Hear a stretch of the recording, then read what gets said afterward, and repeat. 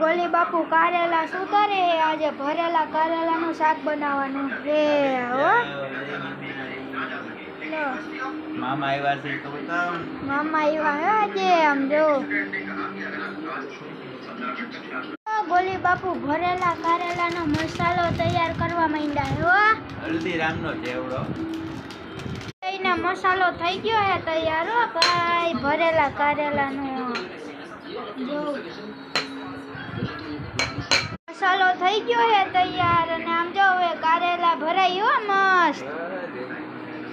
જય ગિરનારી. આમ જો કારેલાનું શાક થઈ હે કમ્પ્લીટ હો ભાઈ. ભાઈ જય ગિરનારી. હાલો ખાવા. ગિરનારી જા. કારેલા મુકાઈ છે ને જો ગ્રેવી જો કારેલા ખાલી. મુકાઈ હો અંદર.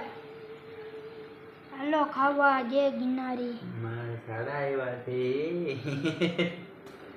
જય ગિરનારી. જય ગિરનારી. હાલો ખાવા. હા બતાવ બતાવ આમ ગોઠવાઈ જાય બતાવ.